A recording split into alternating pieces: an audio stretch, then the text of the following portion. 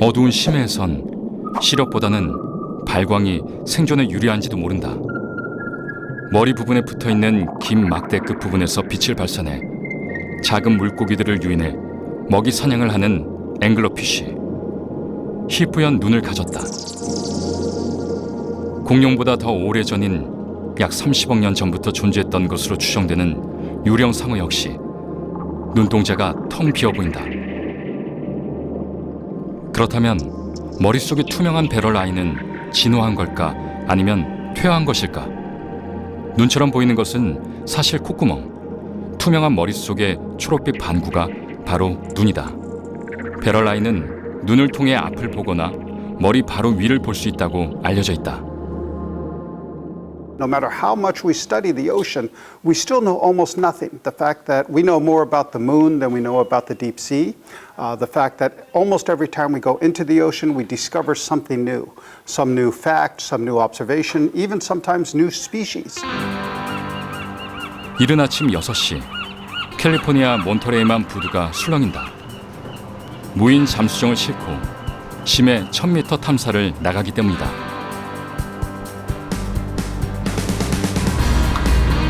일주일에 평균 서너 번 심해 탐사를 하는 몬터레이만 수족관 연구소.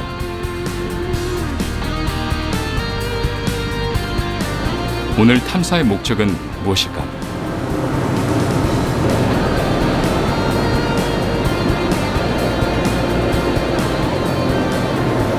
Part of the Monterey Bay Canyon just off of what's called Smooth Ridge and recover the benthic respirometry system that we put out about a month ago on another cruise. So that's an set of instruments that allows us to use how organisms use oxygen. 한 달 전 심해 생물 관찰을 위해 미리 설치해둔 해저 호흡계. 실험 지역의 동일 개체들을 수집해 각각 8개의 공간에 넣어두었다. 과연 그 사이에 어떤 변화가 있었을까? 부두를 출발한 지 1시간 남짓. 드디어 탐사 지점에 도착했다. 약 2.5톤에 달하는 이 장비는 1850m까지 잠수할 수 있는 무인 잠수정 벤타나다. 이제 심해를 비추는 것은 무인 잠수정의 카메라에 달렸다.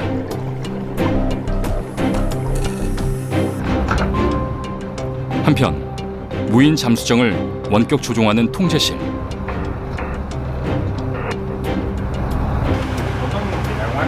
목표 지점에 도달할 때까지 긴장을 늦추지 않는다.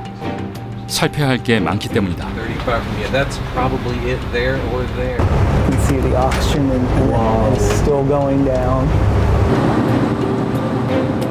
무인 잠수정과 모선은 줄로 연결돼 정보를 주고받는다.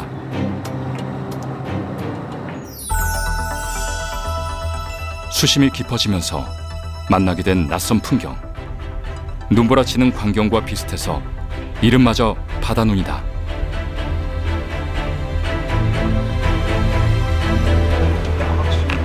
그런데 그때 화면을 가득 채우는 흙탕물. But where we are, it's a lot of from accumulating marine snow, so it's very organic, rich, and soft. But some places it can be really dynamic. 바다 눈 밀집 지역을 지나자 다시 시야를 확보했다.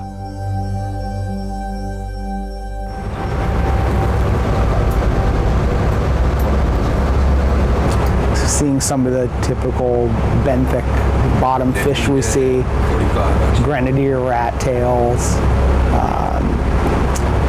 Sebastolobus, which is a species of related rockfish that are really common down here.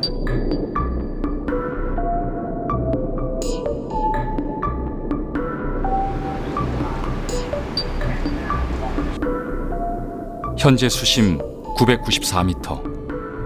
무인 잠수정의 조명을 제외하면 암흑 그 자체다. So that's what we were looking for. We actually hermit crabs. You know, just like on the shore that find a shell, these are deep water ones.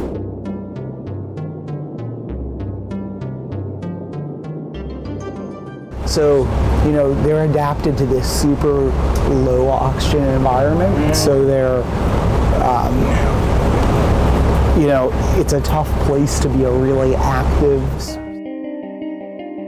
수심 1000m를 탐사하면서 마주쳤던 심해 생물들.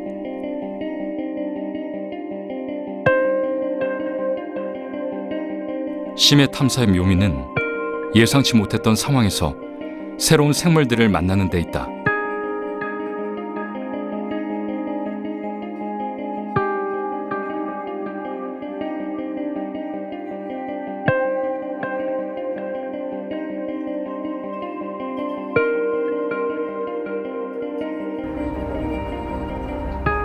잠수를 시작한 지 1시간여. 드디어 미리 설치해뒀던 해저 호흡계를 찾았다. 무인 잠수정을 원격 조종하는 조종사의 손놀림도 빨라졌다. 해저 호흡계 가까이 다가가는 무인 잠수정. 표류하지 않도록 고정해 놓았던 줄을 풀어주기 위해서다.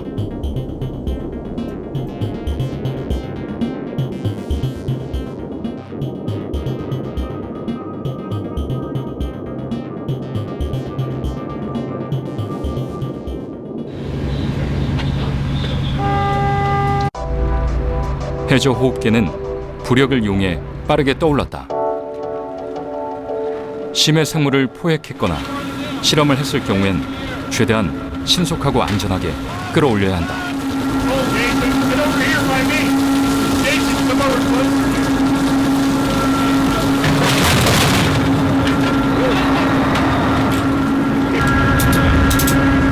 심해 생물의 경우 수압이나 산소 농도 등 심해 환경이 달라 생존 확률이 적기 때문이다. So this one was alive, but I think that's the only live one. The benthic respirometer has 8 identical chambers, and in each of those, it's sealed, and we can use each chamber to measure how fast whatever organism we put in it uses oxygen. And this is a basic measure of sort of the physiology, the metabolism. 심해 관련 다양한 연구가 활발히 이루어지는 몬터레이만 수족관 연구소. 그것이 가능한 이유는 몬터레이만 해저 지형이 있다. 몬터레이만은 해안에서 조금만 나가도 바다의 그랜드 캐년이라 불릴 만큼 깊은 협곡이 길게 이어진다. 심해 탐사가 반나절 만에 끝날 만큼 심해 연구에 안성맞춤인 장소다. 그러나 탐사와 실험을 거듭할수록 심해는 종잡을 수가 없다는 제임스 베리 박사. 바다는 지금 이 순간에도 변하고 있기 때문이다. Our research here in Monterey Bay shows that oxygen levels at 200 meters are very low, but now that's moving up. Some of the research going on here is showing that animals that used to live at 200 meters now are only living down to 150 meters, somewhat shallower, and we think because oxygen levels are too low in this OMZ, in that oxygen minimum zone. And that seems to be related to climate change. 깊은 해양으로부터 영양분이 풍부한 물이 바다 표면에 도달해 플랑크톤이 번성한다. 이때 거대한 양의 플랑크톤이 사멸하는 지역을 산소 극소 대역이라 한다. 사멸된 플랑크톤이 해저로 가라앉는 도중 미생물이 분해되면서 산소가 소비되기 때문이다. 그런데 문제는 지금 산소 극소 대역의 범위가 넓어지고 있다는 것이다. 바다 본래의 모습을 미처 파악하기도 전에 이미 변하고 있다.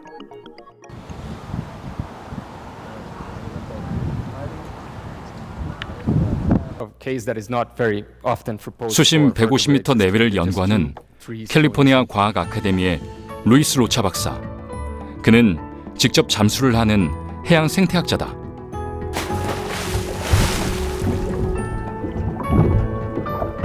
그가 탐사하는 수심은 빛과 어둠이 교차하는 구역으로 사실상 생명이 살 수 있는 마지막 경계로 여겨졌던 곳이다. When you go to deeper reefs, there's almost no light. That's why we call it a twilight zone. There's very little light, so there's no algae there because there's no photosynthesis. So the base of the food chain is very different. 루이스 박사는 지난해 약방층에서 신종생물 2종을 발견했다. First one, the Grammatodontus, was from this very deep reef. It was a very deep water species, the deepest species collected by a diver. This second one was from a shallow area in an island off of Brazil, a very isolated island. This other one was because the island is very isolated and almost nobody goes there. 캘리포니아 과학 아카데미의 생물학자들은 신종 생물을 찾기 위해 전 세계 오지를 누빈다. We as humans, we've been finding and classifying species for over 200 years. So back in the day when the whole taxonomy endeavor started, all we did was look at the morphology and the color of the species, and we would decide if they're different enough, we would give them a new name or not. But that becomes very labor intensive because you have to count the scales. In case of the fishes, we have to count the scales, you have to count the fin, the rays in the dorsal fins, and then after you get all of that morphology, then you compare it to the other species. Now today we have an easier way to do it. 최근엔 DNA를 추출해 감별기에 넣어 배열을 얻고 모든 종들의 배열이 저장된 유전자 은행의 정보와 비교해 일치하는 것이 없으면 새로운 종으로 발표하는 것이다.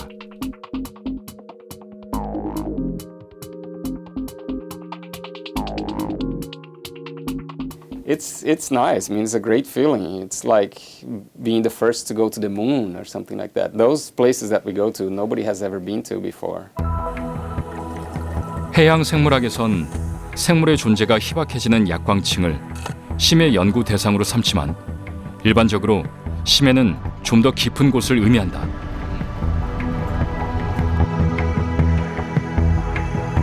지구 표면적의 71%를 차지하는 바다. 더 가까이 들여다보는 심해는 육지의 지형과 크게 다르지 않다. 산과 평원은 물론 깊고 좁은 산맥 모양으로 솟아오른 해령이 자리 잡고 있는가 하면 해구라 불리는 수심 7,000m 이상의 깊은 계곡도 존재한다.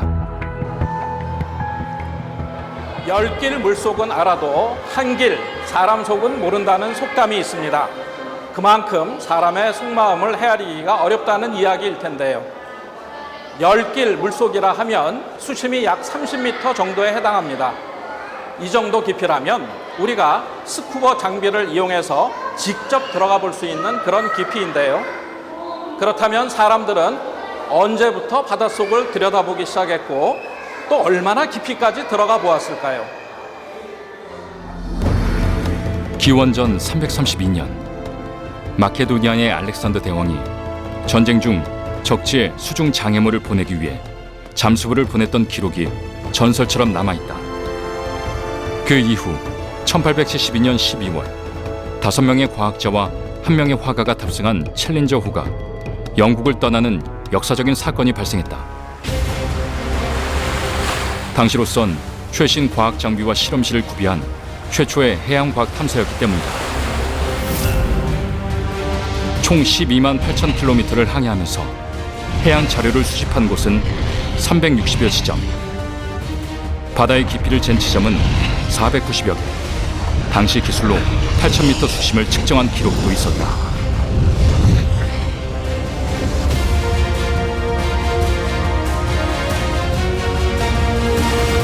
They put a piece of lead with some sticky stuff on the bottom, and they threw it over the side of the ship until it got down to the bottom. And then they pulled it up and looked to make sure they hit the bottom and not just a passing whale. So 8,000 meters of line they put over the side of the ship, and they pulled back up by hand.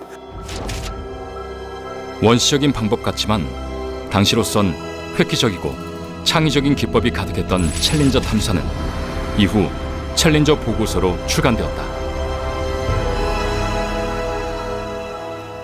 챌린저 항해 중 수집한 자료가 너무 많아서 탐사 보고서 발간을 완료하는데 거의 20년 가까이 걸렸습니다.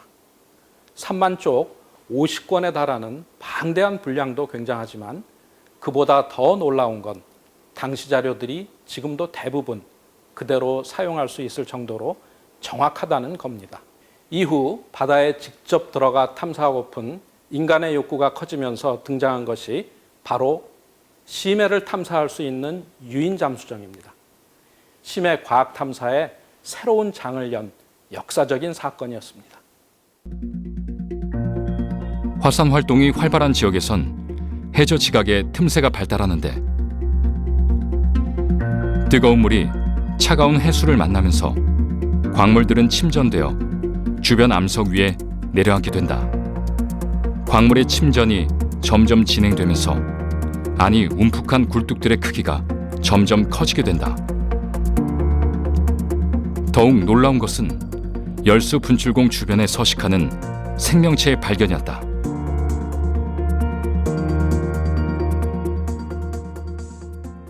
So previously, before, for example, deep sea hydrothermal vents were discovered, people thought that life is really sustained by sunlight, that we need sunlight. It was rather surprising to researchers to see that there's a whole new ecosystem of organisms, that there are microorganisms and macroorganisms that are flourishing in. 식물은 빛 에너지를 이용해 스스로 영양분을 만드는 광합성 작용을 통해 생태계 먹이 사슬의 생산자 역할을 한다.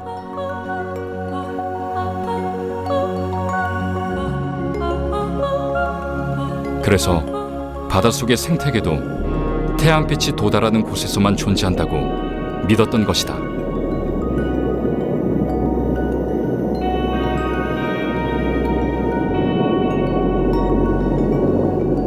햇빛이 도달하지 못하는 열수 분출공 주변엔 식물이 살지 않는다. 그런데 무엇이 먹이 사슬의 생산자 역할을 대신했기에 열수 생태계를 이루고 있는 것일까?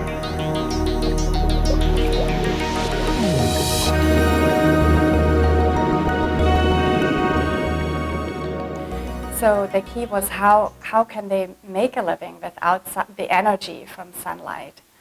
And I think that was the most surprising to researchers, and it kind of overthrew this paradigm that you need sunlight to make a living. 열수 생태계의 비밀은 딱딱한 껍질을 가진 관벌레 안에 숨어 있는 황박테리아였다.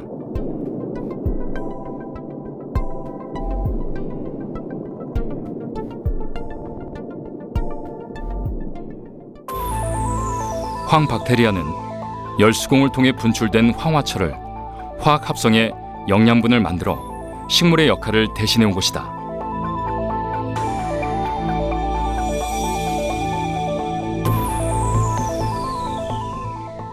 For example, hydrogen sulfide, and they built up carbon out of this material. Now with this carbon that they build, they can support larger animals. So they interact with bigger animals. For example, the microorganisms are at the bottom of the food chain, but then they live together and work together with macroorganisms, with larger organisms, to sustain this life in this hostile environment.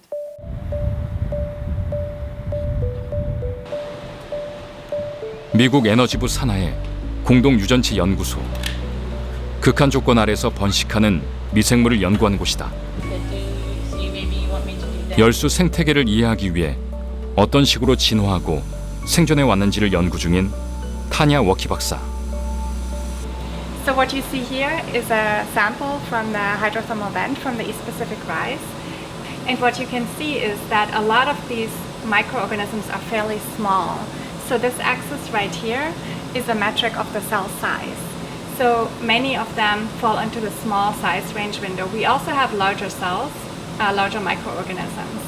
And now using flow cytometry allows us to individually sort these cells out for single cell sequencing. 단일 세포 유전체 분석은 한 개의 세포를 분리해 금밀항의 재료로부터 DNA나 RNA를 증폭하고 분석해 해당 세포의 유전체적 특징을 분석하는 기술이다.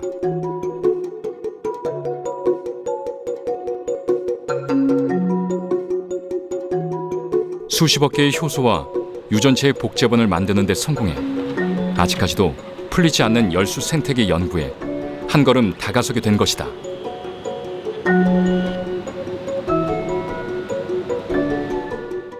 Deep sea vent systems has many different applications. One of it would be for biotechnology, energy, alternative energy, for biomedicine, but also as you relate to primitive Earth, right? Understanding these microorganisms and how they have evolved over many millions of years helps us to understand, generally speaking, the evolution of bacteria.